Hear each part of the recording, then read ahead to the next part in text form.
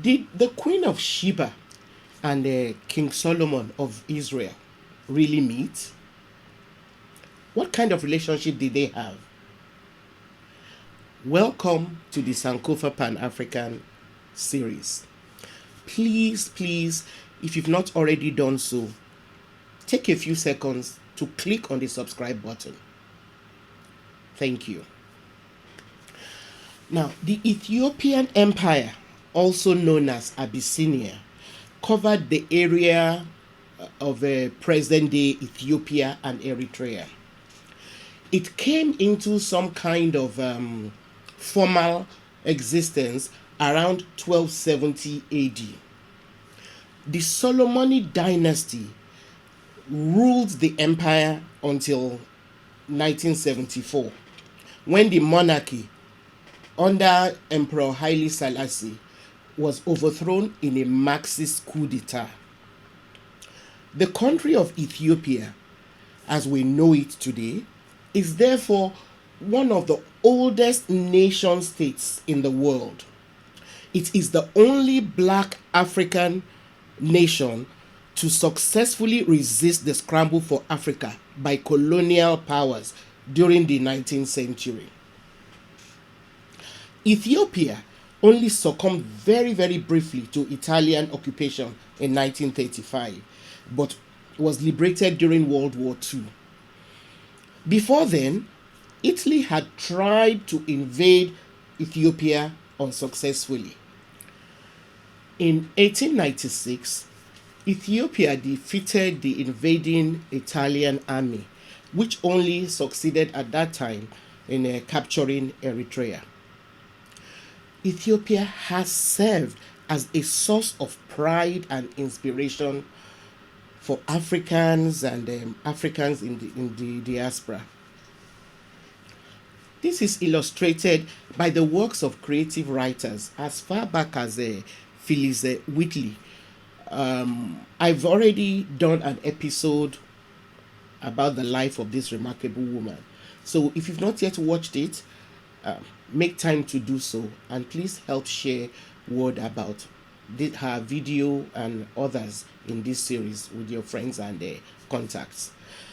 Now, another way to appreciate the role of Ethiopia as a source of pride to Africans and Africans in the diaspora is reflected in the reception of the medieval Ethiopian texts known as the Kebra Nagast, or the Glory of Kings. It's a chronicle of Ethiopia's royal line, and it records a version of the seduction of the Queen of Sheba by King Solomon. Now, unlike the biblical version, the Kebra Nagast is prevalent amongst continental Africans as well as some Africans in the diaspora, because it relates how the Ark of the Covenant came to Ethiopia with Solomon and Sheba's offspring. I will come to how the Ark of the Covenant and Ethiopia in a later episode, so watch out for it.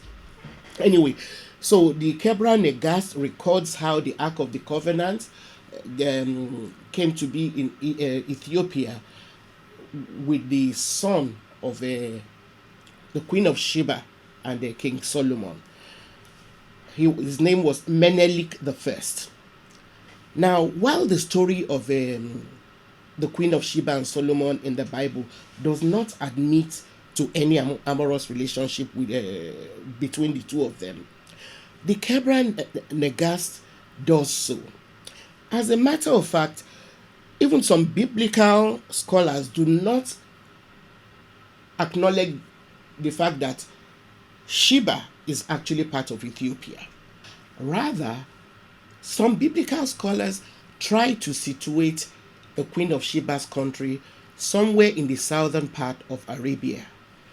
Please check out the notes on 1 Kings chapter 10 verse 1 of the 2003 edition of the Quest Study Bible. Now, so unlike the biblical version of the story, Kebra Nagast's version relates how the Queen of Sheba travels to Jerusalem to visit Solomon in order to explore his famous knowledge and wisdom. However, the night before her return journey home, Solomon tricks her into sleeping with him and gives her a ring so that in case she becomes pregnant, the child might use it to identify himself to him. Now, in Ethiopia, it is believed that the child born as a result of the liaison between Solomon and the Queen of Sheba was Menelik the first Solomid emperor of Ethiopia. Now, the popularity of this version of the Sheba Solomon tale amongst Africans in the diaspora is responsible for the belief of many African Americans and Rastafarians who hold on to the notion of Ethiopia as the promised land. Thank you very much for being a part of this episode of the Sankofa Pan African series. Please help us to sustain this series by sharing our videos with your friends and contacts. Don't forget to give us a thumbs up if you like the video. And then see you next time when we'll be trying to answer the questions whether or not the Ark of the Covenant is actually in Ethiopia and how we got there.